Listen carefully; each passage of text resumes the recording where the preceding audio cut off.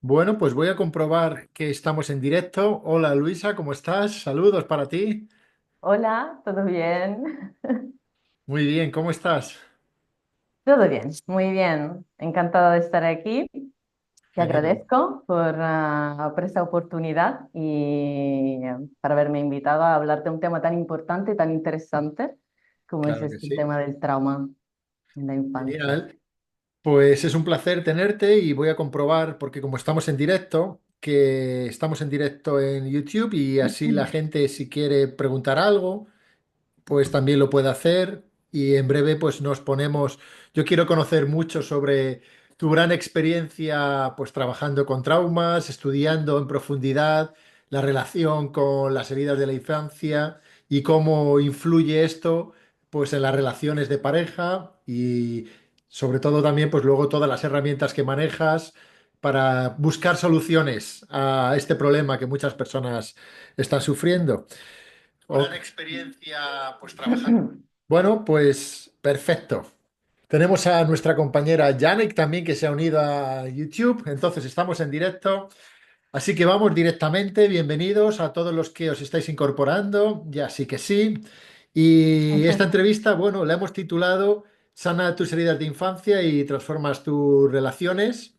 Y tenemos con nosotros pues a la doctora Luisa Fanara, que en un momento os la voy a presentar. Tiene mucha experiencia y conocimiento sobre la influencia de los traumas en las relaciones de pareja y sobre todo pues todos esos traumas que se arrastran desde la niñez.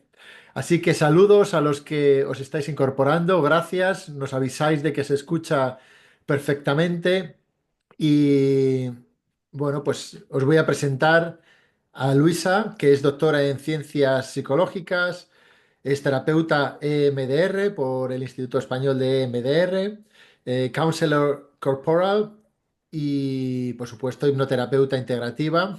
Luisa también ha estudiado con nosotros en la Escuela de Consultores de Hipnosis Integrativa y desde el final de su carrera en psicología sintió que algo faltaba para un entendimiento más profundo de sí misma, del sufrimiento humano y la búsqueda del bienestar. Entonces, también se incorpora y estudia y practica el hinduismo, descubrió el yoga y decidió integrar estas polaridades que son la ciencia psicológica occidental y la ciencia oriental del yoga, pues como un único abordaje terapéutico. Y como he comentado, pues se ha desarrollado como terapeuta, como profesional, acercando al mundo de la terapia la EMDR, la hipnoterapia integrativa y el Theta Healing, que como podéis ver, además de los estudios formales universitarios, pues se ha formado en otros estudios complementarios que le ayudan a tener grandes herramientas a la hora de enfrentarse a esos casos como los que luego nos contará durante esta entrevista. Y bueno, pues yo creo que la mejor forma de conocerte, Luisa, yo esta es la presentación que te he hecho, conocerte primero un poquito más a ti como persona. ¿Desde cuándo tú empezaste a sentir ese deseo por conocer más sobre la psicología? ¿Qué es lo que te llamó a ti para meterte en el mundo de la psicología? Bueno, a ver, empiezo contando una experiencia que tuve al último año de la Universidad de Psicología. Ajá. Estaba al último año, de repente el primer día de esta clase, que era psicodiagnóstica, me recuerdo, entró ese profesor, él es un tío muy joven, muy a la mano, y entonces, bueno, se paró ahí encima cerca de la cátedra, se llama así, ¿no? Nos miró a todos y nos dijo, bueno, supongo que ya habráis entendido por qué estáis aquí, ¿no? Y entonces nosotros de repente ves toda la aula, cientos de personas mirándose y vaya, vaya. Pues, ¿qué me ha llevado a estudiar psicología? Por supuesto, un conocimiento, un entendimiento más profundo de lo que me había pasado a mí en primera persona. Mm, Entonces, esa creo que sea una motivación, aunque por algunos implícita, por algunos explícita, no siempre está muy claro, pero sin embargo creo que es un empuje importante para la persona acercarse a esta profesión. mm. O sea que cuando preguntó el profesor, la gente os mirasteis como diciendo, realmente no lo sabemos muy bien, porque Exacto. después de 4 años, Pero ¿no? Es como, ¿por qué estoy yo exactamente, aquí? exactamente. Era un poco entre ¿nos ha pillado o no lo tengo muy claro?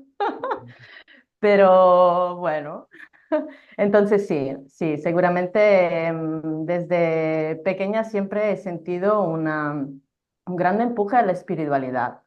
Y bueno, el entendimiento de la mente humana, del sufrimiento, de las relaciones. No siempre me he encontrado a vivir y experimentar, sea como primera persona que como tercera persona, relaciones muy sanas. Y entonces, claro, el inconsciente nos guía hacia la evolución.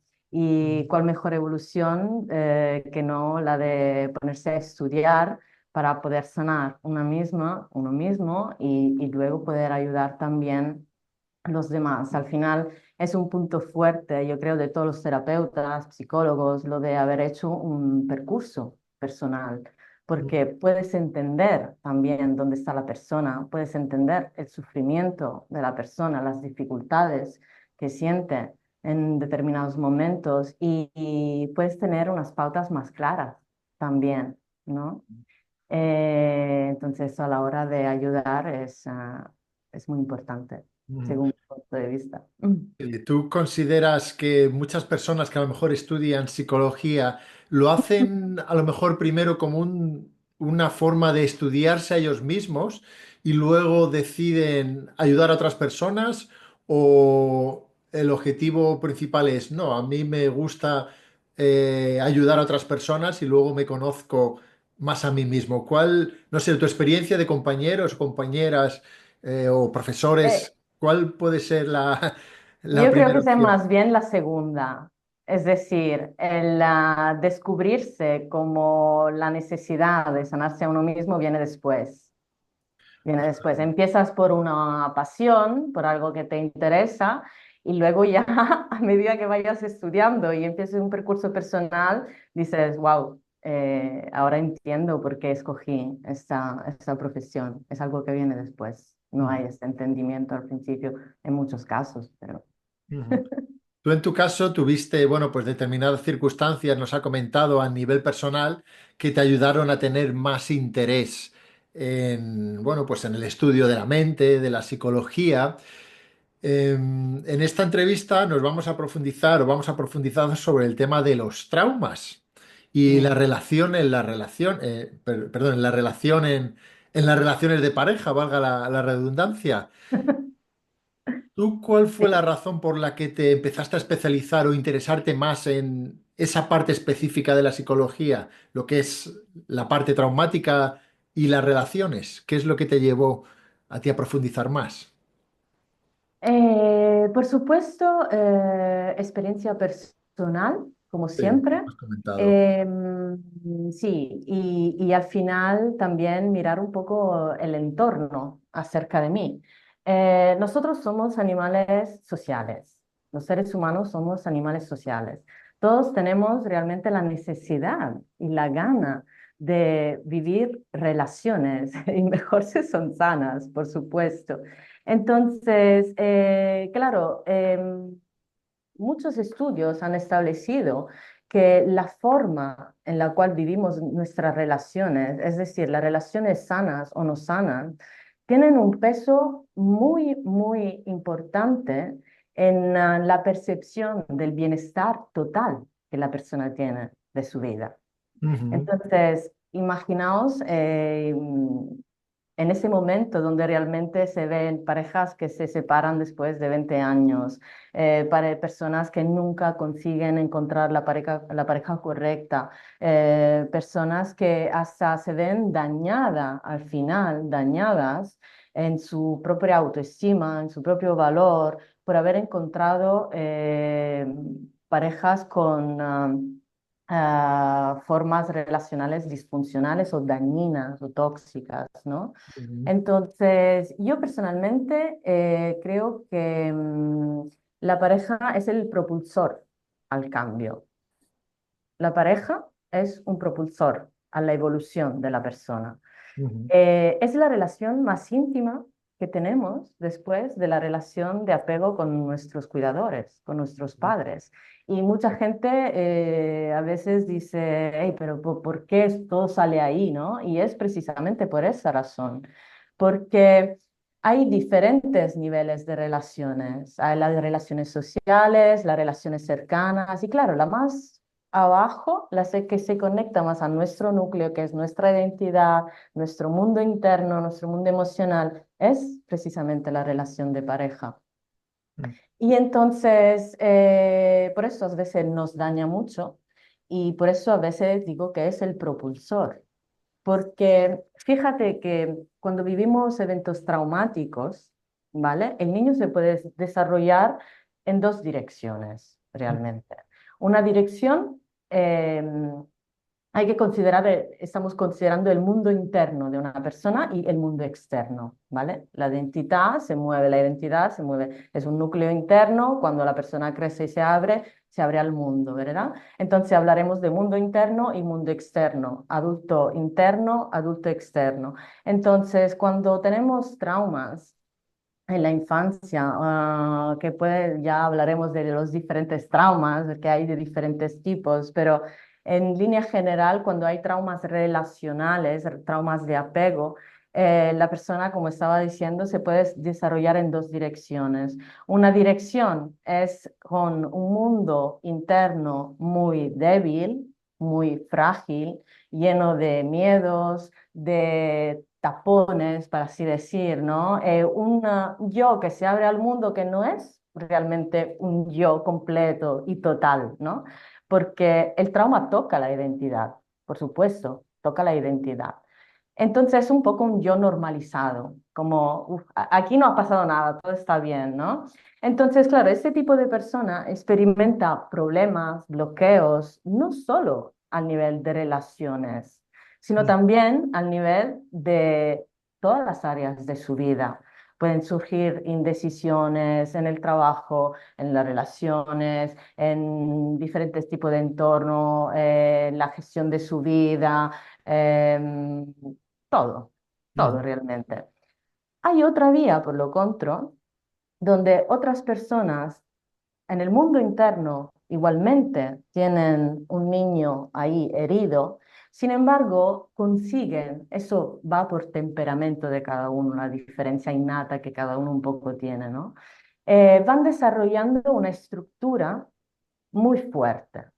Es decir, para proteger todo este mundo interno frágil, yo erijo afuera de mí una estructura muy fuerte que me permite ser funcional en el mundo, ujú. ¿vale? Entonces, ahí que tenemos, tenemos un mundo interno frágil con un adulto aparentemente fuerte. Sin embargo, es, por supuesto, un adulto infantilizado, Mm. ¿vale? Entonces, bueno, por supuesto, ¿cuál persona se va a acercar más a la terapia? La primera, que nota problemas en las relaciones, problemas en la falta de decisiones, en el trabajo. La segunda, el segundo tipo, es un poco más complicado. ¿Por qué? Porque solo siente el problema en la relación. Pero esa es un arma a doble corte, Ujú, porque el hecho de que una persona experimente el problema solo al nivel relacional, puede hacer que dé la responsabilidad al otro. Es decir, toda mi vida funciona perfectamente, tengo amistades, mi profesión está bien. Si tengo problemas en la relación, el problema es tuyo, ¿vale? Sin embargo, bueno, la relación es el... ¿Te has bloqueado? No, se estás... había quedado congelada la Ah, pantalla. vale, vale, vale. Bueno, eso para decir que la relación en ambos casos se vuelve un propulsor al cambio si se vive de la forma correcta. Es decir, dos parejas, dos personas que se juntan y quieren realmente evolver. Entonces ahí se va a hacer, se va a formar una evolución que sigue a otra evolución, que sigue una evolución, que sigue otra evolución. Y así la pareja realmente va creciendo. ¿Cuáles crees tú que son los problemas más comunes que tienen las parejas de hoy en día? ¿Qué tipo de consecuencias a raíz de esas heridas de infancia? ¿Cómo se identifican en una relación de pareja esos problemas? Antes has comentado uno que creo que era la duda o la indecisión, creo que lo has llamado, ¿no? Sí, Indecisión. incertidumbre, indecisión. Mm. ¿Qué tipo de Eh, problemas te encuentras o tienen las parejas que han sufrido pues, esas heridas de infancia y a lo mejor no lo saben todavía de dónde proviene? Pues primero, patrones relacionales disfuncionales. Es decir, siempre caigo en el mismo tipo de relación, siempre caigo en el mismo tipo de patrón relacional. Y eso se debe no solo a a las heridas y a los traumas que uno tiene dentro, pero sino que también se debe a lo que has aprendido como estilo relacional en tu familia. Muchas veces cuando las personas vienen aquí a trabajar conmigo, también trabajo con parejas, y en muchos casos cuando vienen aquí están orientadas muy al conflicto. ¿Verdad? Porque es el problema principal, probablemente, de la pareja en aquel momento y quieren solucionar el conflicto. No se esperan una persona que le diga, vale, ¿y cómo era la relación entre tus padres? Mm, Y se quedan como así, ¿no? Sin embargo, los niños somos esponjas. Cuando somos niños, realmente somos esponjas y aprendemos a relacionarnos así como hemos visto que se relacionaban nuestros padres. Y cuando creamos este puente afectivo que se llama, es decir, desde el presente los llevo a analizar el pasado y le muestro de forma muy clara la analogía, ese puente afectivo que hay entre pasado y presente, todo el mundo se queda, wow, pues, pues así, ¿no?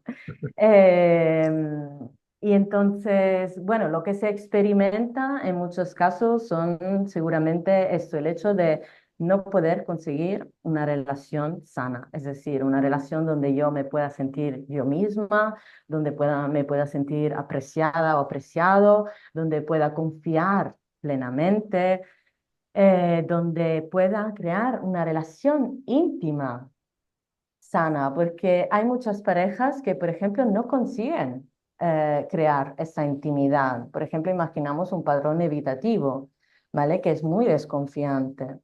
Entonces, lo que hace es alejarse del conflicto, ser un poco como indiferente, ¿no? Eh, También lo que se experimenta mucho es un miedo, el miedo. Al final, todas las heridas de la infancia se resumen como en un miedo, el miedo al abandono, miedo al rechazo, miedo a la injusticia, que me vuelvan a dañar, a hacer una injusticia, miedo a la traición, miedo a la humillación. Entonces, ese miedo es muy presente, sobre todo el miedo al abandono. Tengo que decir que en mi experiencia personal, la herida de abandono está siempre. Es como, no, no acaso es la primera, ¿no? Está siempre. Entonces, ¿qué es lo que causa la herida de abandono? El sentimiento de vacío, de soledad, el miedo a ser abandonada. Y eso, claro, causa también el hecho de que yo me calle muchas cosas, de que yo dé la razón al otro, de que yo evite decir lo que siento, lo que pienso, lo que necesito. Y esto es agotador, literalmente, es agotador porque no se puede estar constantemente tapándose a uno mismo y vivir constantemente en el miedo. ujú, Eh, claro, además de eso, el miedo, imagínate que lleva a una desregulación emocional. Entonces, no es simplemente el hecho de callarme una vez, sino que todo eso hace que mi sistema se hiperactive, por ejemplo, se hipoactive poniéndome ansiosa, empezando a evitar. Y bueno, hay un efecto dominó en cuerpo, alma, emociones, mente, que es que es muy, muy fuerte. Por ejemplo, Eh, sí, hmm. perdona. Sí, sí, bueno, que solo para concluir que muchas veces las personas se sienten atrapadas en dos mundos. Uno que le recuerda todo el pasado traumático y el otro que al final anhela paz, seguridad y confianza. Y es un poco esto lo que realmente se presenta. Ujú.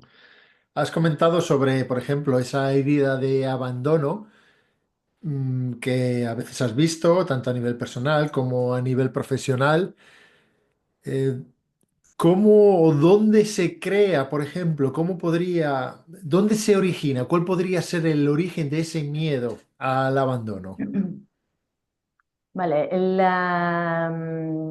el miedo al abandono, vamos un poquito, si te parece que explique un poco cómo qué es el Claro. trauma, Sí, porque las perfecto. heridas de la infancia al final son traumas relacionales. Hay diferentes tipos de trauma. En MDR los llamamos traumas de T grande, son los traumas que externos a la persona. Es decir, yo vivo una experiencia que me impacta emotivamente, ¿vale? Pero es algo externo a mi vida. Ajá, Imagínate un accidente de coche, un terremoto, el tsunami, ¿vale? Traumas externos a la persona.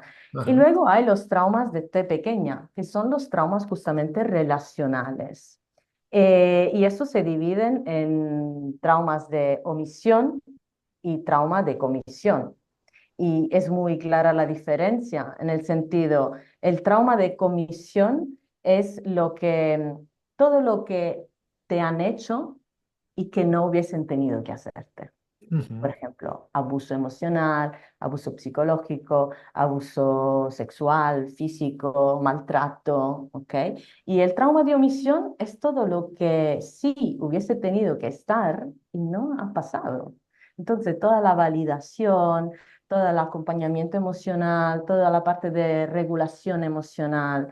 Entonces, las heridas de la infancia entran precisamente en esa categoría de traumas relacionales. ¿Y cómo se generan? Realmente para que vivamos un trauma, no tenemos que vivir una experiencia muy, muy fuerte. Por ejemplo, la herida de abandono no hace falta que realmente la persona haya vivido un abandono físico, sino que también un abandono emocional. De hecho, la mayoría de las veces se presentan estos casos en que las personas han sentido un abandono emocional, ujú, ¿vale? Em, ¿Y eso por qué ocurre? Porque en tema de trauma no es tan importante el hecho en sí, sino el impacto que este hecho genera en la persona al nivel emocional. Y mm, aquí siempre lo explico desde la perspectiva de la teoría del procesamiento de la información, porque me parece muy fácil de entender y también muy impactante un poco, ¿no? Em, la teoría del procesamiento de la información paragona el cerebro a una computadora. ¿Qué hace la computadora? Tú le pones los datos, ella analiza y luego la almacena en carpetas y tal. Pues sí, lo mismo hace nuestro cerebro. Realmente nuestro cerebro vive la experiencia capta la experiencia con nuestros sentidos, ¿no? Con la vista, el oído, el olfato, el gusto y el tacto, los cinco sentidos. Entonces, capta la experiencia, la elabora y la almacena en las redes de memorias neuronales, ¿ok? Cuando ocurre un trauma, ¿qué es lo que pasa? ¿Por qué una experiencia se queda como experiencia traumática? Pues cuando el cerebro percibe la realidad, resulta que percibe la realidad como esta realidad tiene un impacto emocional muy fuerte, es decir, que desregula mi sistema nervioso, el cerebro no es capaz de elaborar, de procesar esta información. mm, Entonces, ¿qué ocurre? La almacena de forma disfuncional. ¿Qué significa de forma disfuncional? En MDR lo explicamos como unas redes de memorias aisladas en el cerebro. Entonces, imagínate, es un círculo, un aglomerado de redes neuronales que se queda aislada. ¿Aislada de qué? De todo lo material adaptativo que está en nuestro cerebro, de todas las experiencias positivas que sí están en nuestro cerebro. Entonces, cuando un estímulo externo me va tocando una herida, me va tocando un trauma, lo que yo experimento es realmente la emoción que está en esta memoria aislada, sin capacidad de poderme conectar con algún recurso, porque mi red de memoria está separado. Y entonces es muy interesante porque a la hora de trabajar tanto con MDR como con hipnoterapia, nosotros ¿qué hacemos? Accedemos a este recuerdo a través de la mente subconsciente y vamos modificando el recuerdo. ¿Cómo?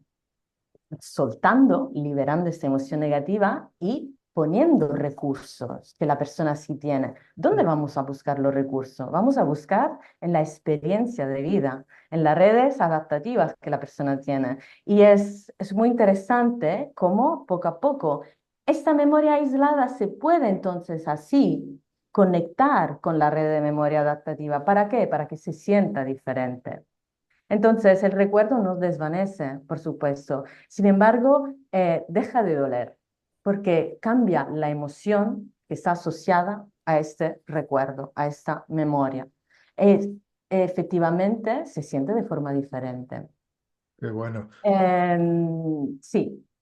No, es súper interesante. Según estabas hablando, me venían imágenes cuando estabas describiendo, pues eso, cuando se produce un trauma en la niñez, que se almacena en la memoria, pero que es como si estuviera sola esa información y no tiene los recursos. Yo me imaginaba como una serie de nudos, como información que está en nudos, eh, que está entrelazada y que no es capaz de deshacerse por alguna forma. Y según lo ibas explicando, es lo que yo estaba imaginando, eran como Imagina. nudos de la información que estaban entrelazados y que no había nada ni nadie que podía soltarlos.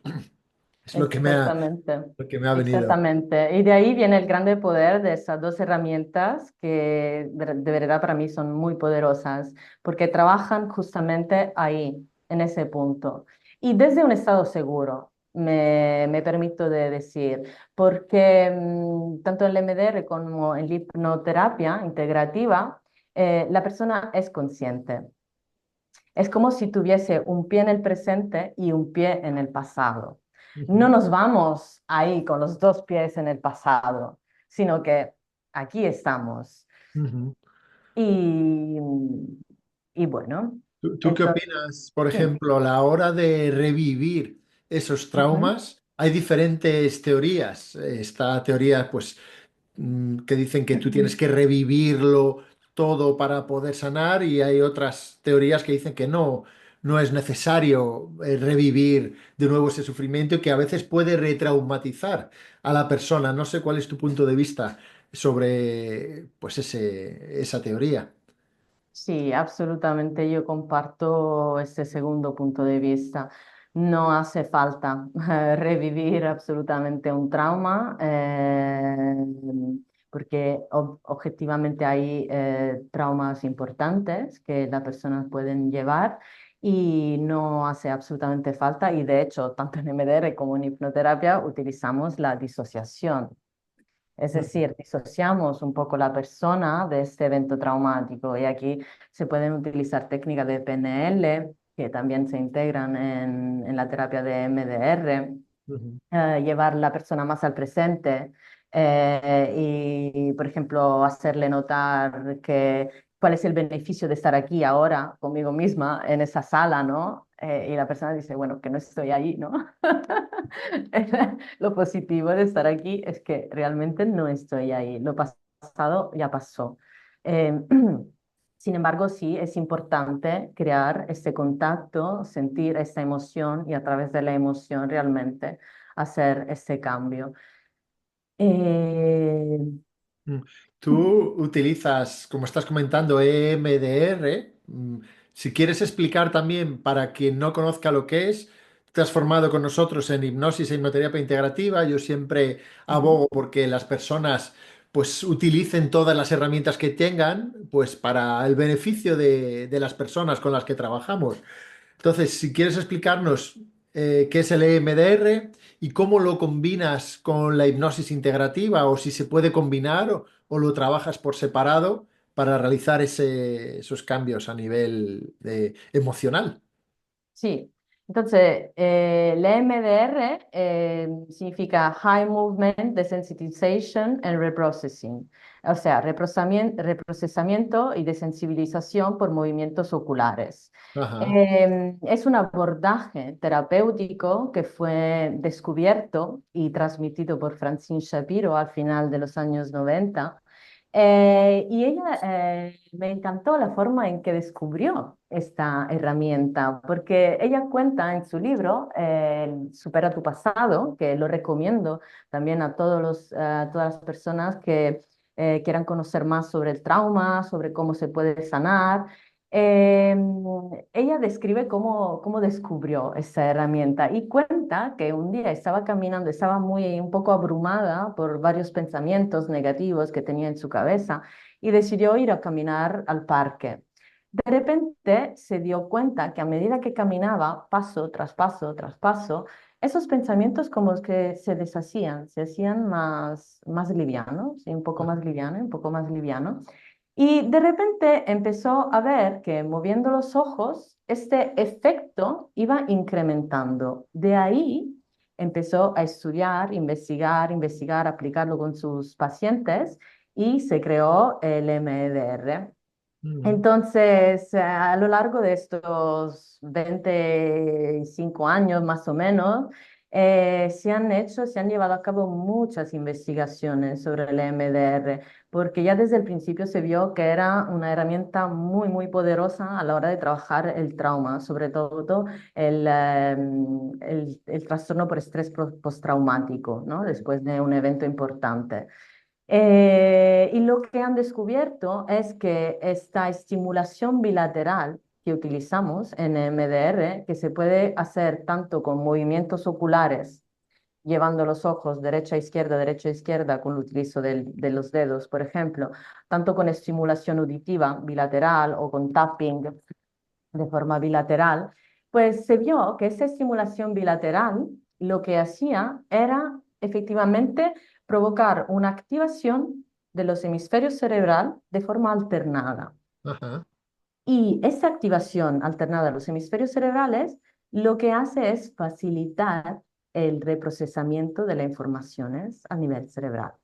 Mm, Es decir, esta estimulación es un facilitador de la tarea que es la del cerebro de procesar informaciones. mm, Entonces, ahí donde hay una dificultad, donde ha habido una dificultad del cerebro para reprocesar, ya que había un impacto emocional fuerte, el MDR es muy potente porque ayuda esta función cerebral.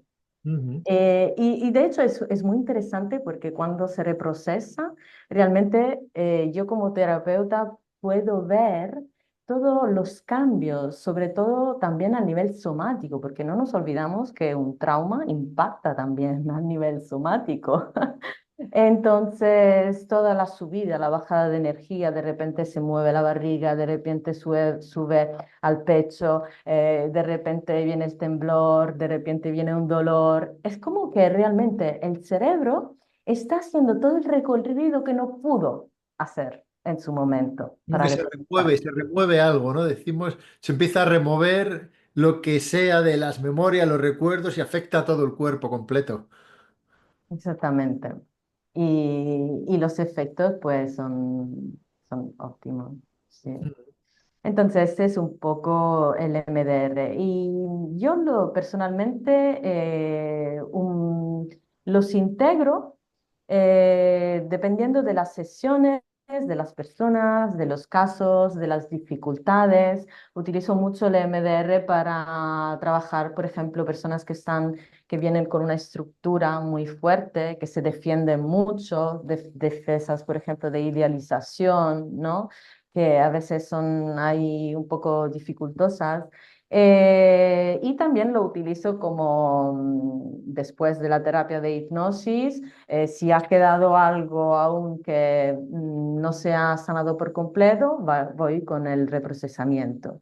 Ujú, Y de hecho, utilizo también la estimulación bilateral en tono auditivo. Cuando trabajo online, se puede utilizar integrada con la hipnosis en el ujú, momento, por ejemplo, de limpieza emocional o de un atasque que la persona siente, no consigo ver eso, no consigo sentir eso.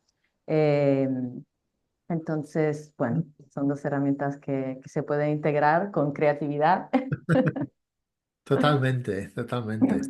Muy bien. Y hablando del estrés postraumático, es algo que sucede, pues yo creo que después de, no sé, muchas personas sufren de estrés postraumático después de relaciones dolorosas. ¿Cómo les afecta en la vida o en qué consiste? ¿Por qué se produce ese estrés postraumático, tú crees? Porque hay una desregulación. Cada trauma provoca una desregulación emocional. Ujú. Em, y claro, cuando el impacto es muy fuerte, la persona no consigue, es como que no consigue volver al estado de homeostasis previo al trauma. De hecho, muchos adultos que tienen problemas en las relaciones de pareja carecen de regulación emocional. Y es muy importante saber que la regulación emocional es algo que se aprende en la infancia. O te lo enseñan o no te lo enseñan. Mm. ¿Cómo se aprende Porque, esto? porque ningún niño nace sabiendo autorregularse. La regulación emocional se aprende con la corregulación por parte de los cuidadores. Es decir, cuando la relación de apego es sana, se llama apego seguro, en que hay esta madre suficientemente buena, como la llamaba Bowlby, ¿no? Es una madre atenta, que da validación, que da cariño. Una tarea muy importante de los cuidadores suficientemente buenos es justamente la de estar cercanos a las emociones del niño. Es decir, cuando el niño está hiperactivado por alguna razón, imagínate que se hace daño o imagínate que está nervioso por alguna razón, la madre y el padre son capaces de calmar este estado de hiperactivación. Entonces, bajar la activación del sistema nervioso simpático y volver a la homeostasis, a la regulación emocional. Y de la misma forma ocurre cuando el niño está hipoactivado. Es decir, cuando está en la activación del parasimpático. Imagínate, por ejemplo, está aburrido, está un poco así, sin gana y tal. Ahí también es importante que entren los cuidadores para animar al niño, por ejemplo, con una actividad de juego, una actividad que le puede interesar, estándole cerca, y el niño ya rápidamente sale de ese estado. Entonces, la regulación, la autorregulación que cada adulto debería saber hacer consigo mismo, se aprende en la infancia a través de la regulación emocional de los padres. Cuando un niño no tiene la posibilidad de tener padres que le enseñen a regularse, ¿qué ocurre? Que desarrolla estrategias de protección, estrategias de regulación, ¿vale? Que muchas veces son estrategias disfuncionales, por supuesto. Es decir, de repente siento miedo, no sé manejarlo, pues empiezo, por ejemplo, a evitarlo, a reprimirlo. O son patrones, por ejemplo, donde se puede también desplazar y entonces me voy a las drogas, me voy a las adicciones, al tabaco, a la comida. Entonces es un desplazamiento de esa emoción que de alguna forma me abruma y no sé cómo gestionar.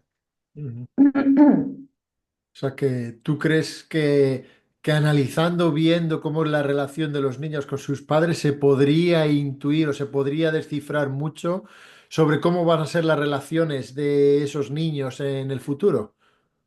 Analizando las relaciones de los padres, Sí, se podría imagina. descifrar. Sí, se podría, sí, Mm. se Se podría. podría, daría bastante información de cómo es la relación de los padres para poder, bueno, pues casi adivinar cómo pueden ser las relaciones de esos niños en el futuro, ¿no? Porque si los niños aprenden por observación, hablamos de que lo que observen luego es donde lo que les va a influir en el futuro en sus relaciones. Sí, esto es cierto. Sin embargo, claro, hay una variable que es cada persona es diferente. Claro. Porque, por ejemplo, imagínate una situación de dominancia-sumisión, ¿vale? En que, por ejemplo, el padre maltrata a la madre. ¿Ok? Ajá. Entonces, el niño pequeño siente cercanía hacia la madre, puede entender que la madre está sufriendo. Y cuando crece al nivel racional consciente, puede sentirse más cercano a la madre.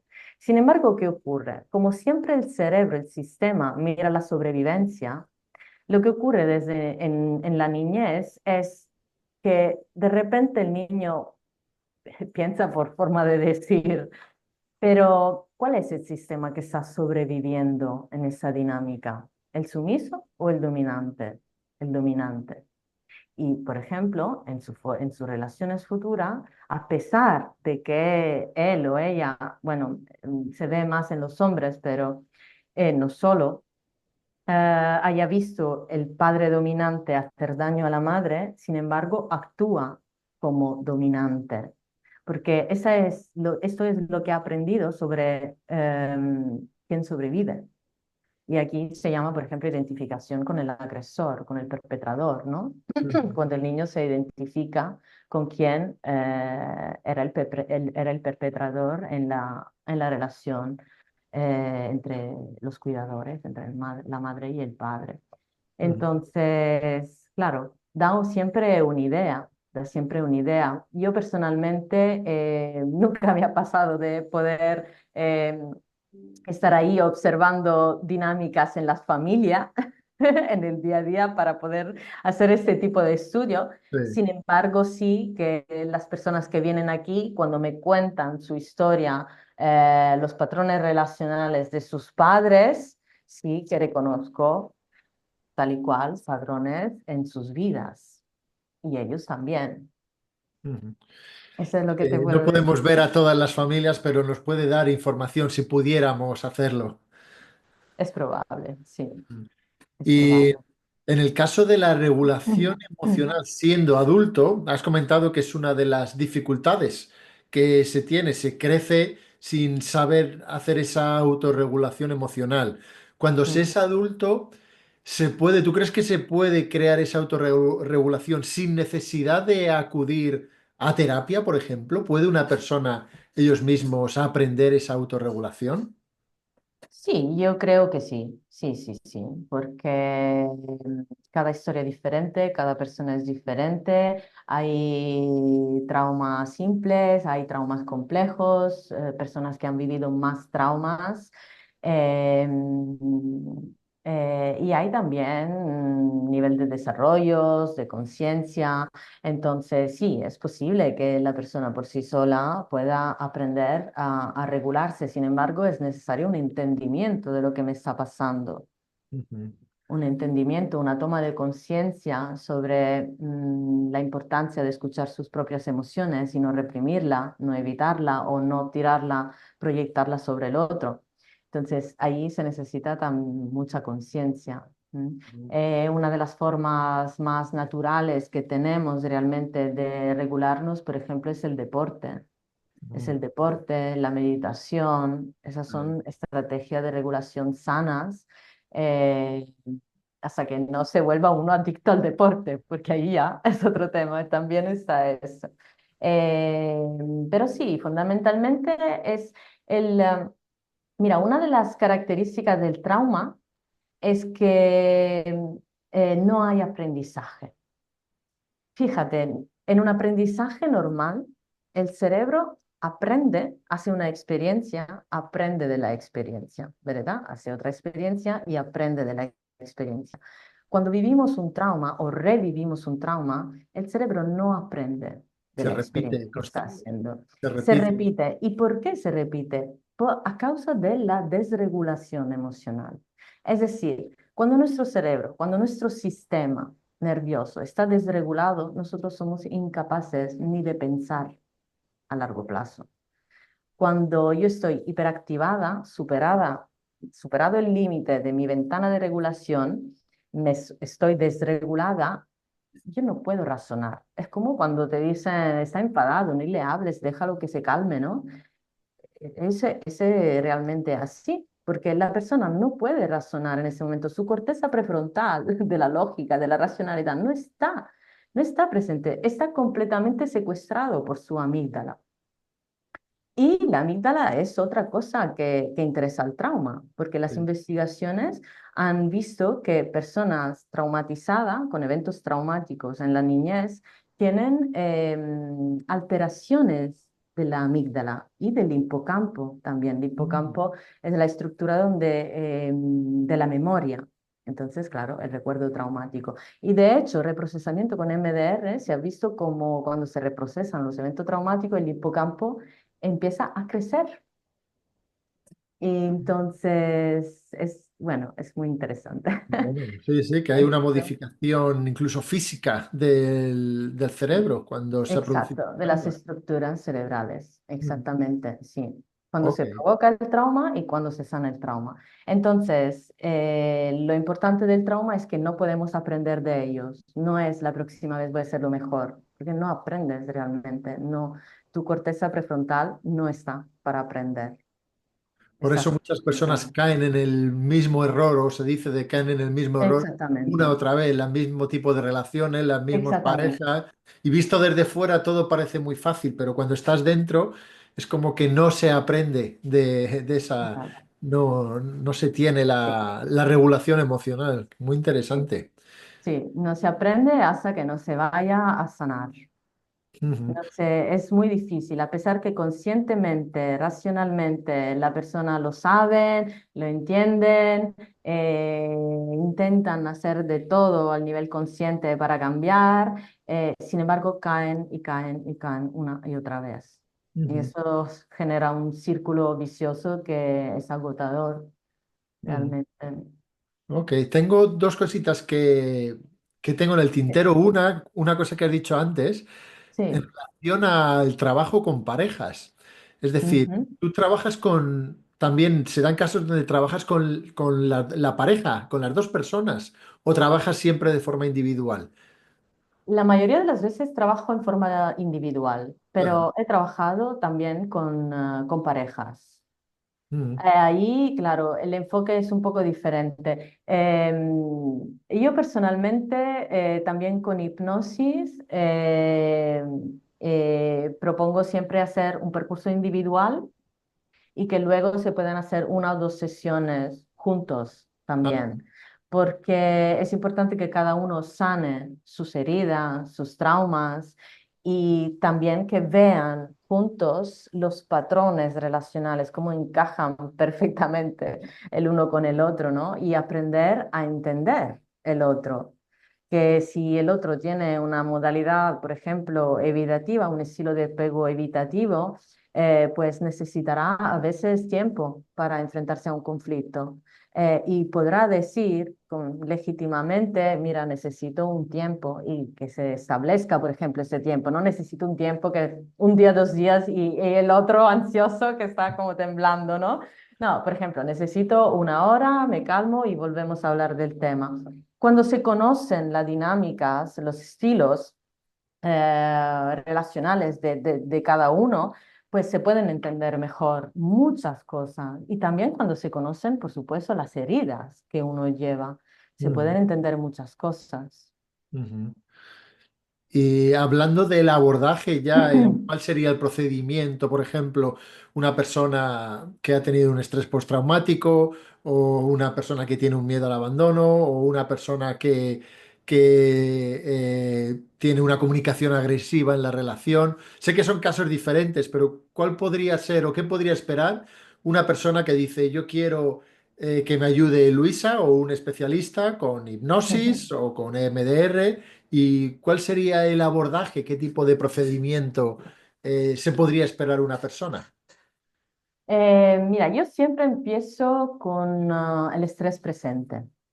Porque Estrés presente. el estrés presente, Ok. el estrés, la carga emocional con la que llega la persona. Yo Ajá. siempre empiezo por ahí, Sí. porque todos llegan a consulta como muy saturados realmente, porque el ser humano a veces toma mucho tiempo para dar este paso, tomar esa decisión. Realmente a veces tenemos que llegar a los extremos para darnos cuenta de decir, ya, ya basta, ya no puedo, me doy cuenta que no puedo enfrentarme a eso sola, ¿no?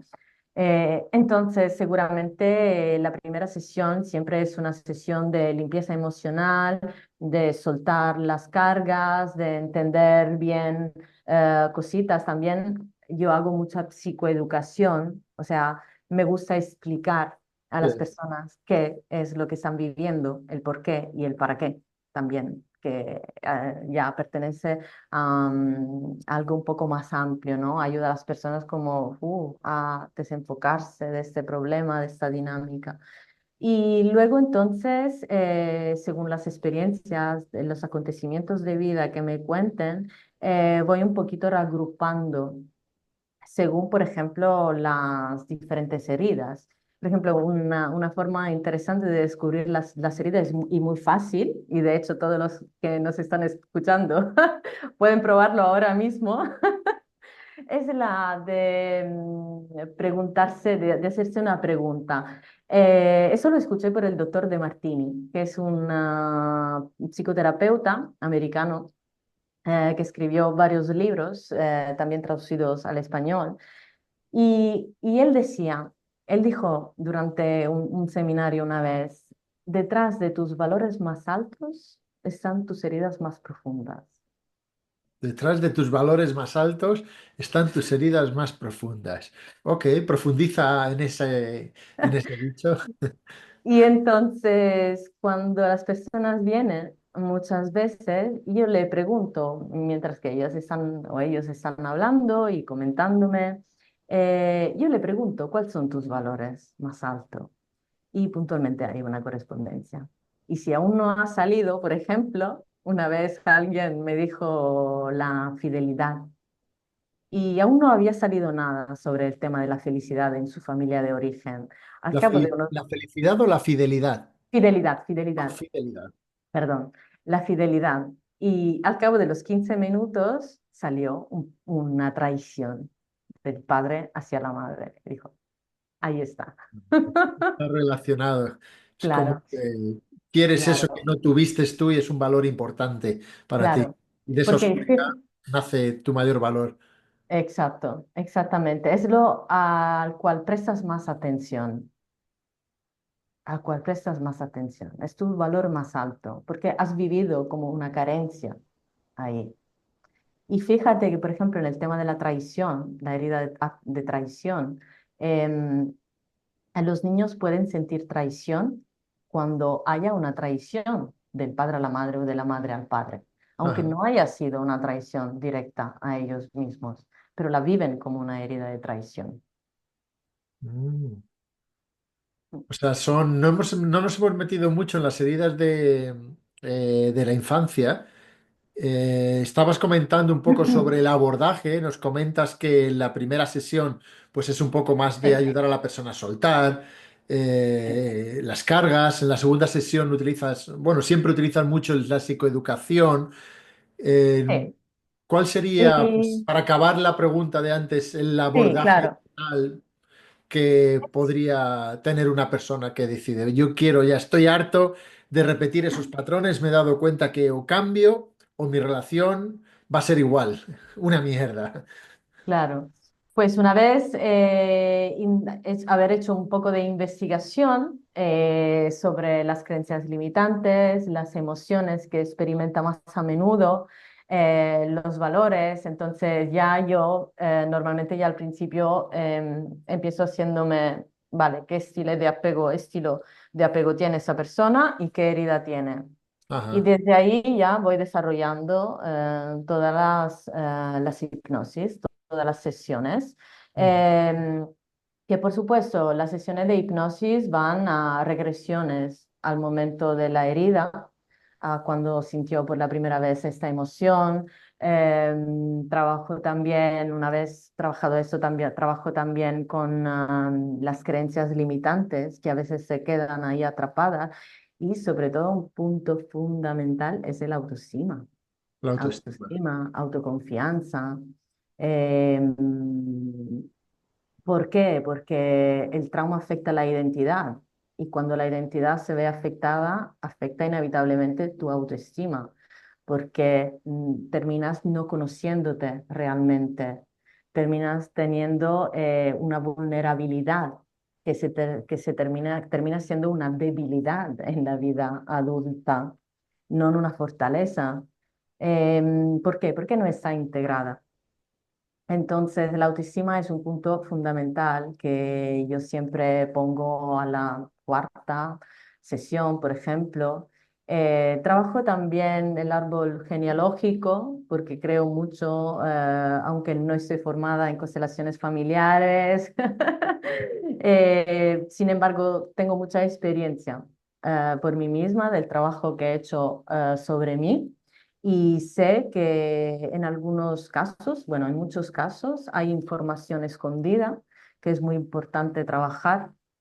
Y entonces toda la parte del trauma transgeneracional, de la parte del árbol genealógico, sobre todo porque, fíjate tú, cuando trabajamos una herida de la infancia, por ejemplo, un caso que he tenido de rechazo. Esa persona se sintió rechazada, ¿no? Por una figura de apego. Entonces, esa persona vino que estaba muy, muy congestionada con todo este rechazo. Y claro, cuando tú sientes tanta rabia hacia esta figura de apego que realmente te rechazó, es difícil también en estos casos conseguir perdonar, ¿vale? Sin embargo, ¿qué ocurre?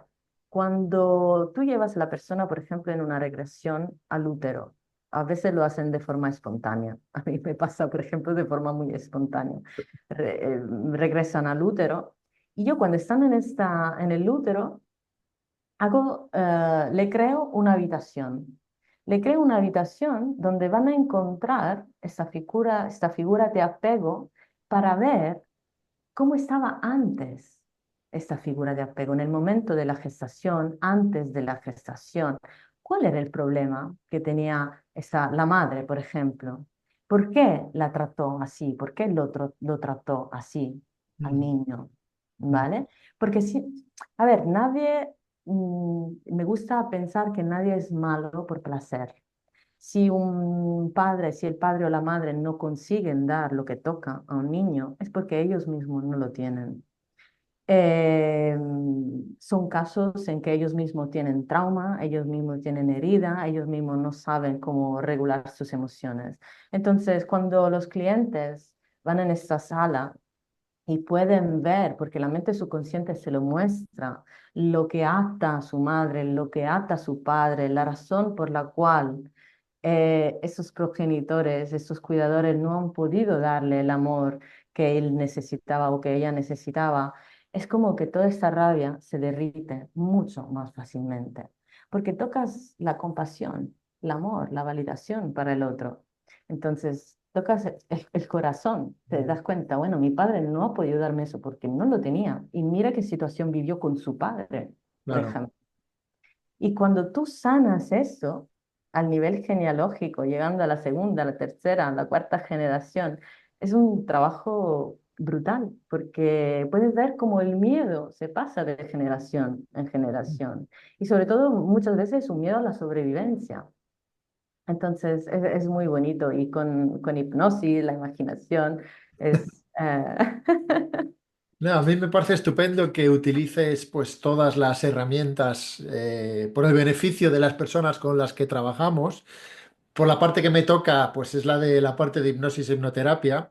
Y antes de ir finalizando, si alguien tiene alguna pregunta, también puede hacerla ahora. Los que estéis en directo, pues podéis aprovechar que tenemos aquí a Luisa si queréis hacerle eh, alguna pregunta.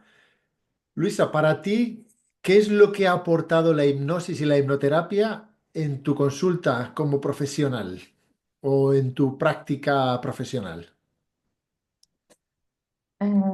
Seguramente la rapidez. Realmente he encontrado en la hipnosis un instrumento muy eficaz para sanar de forma rápida, para dar cambios de forma rápida.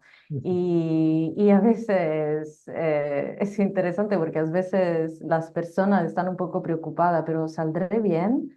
Porque están acostumbradas a que cuando salgo del psicólogo, cuando salgo del terapeuta emocional, pues salgo hecho polvo, ¿no?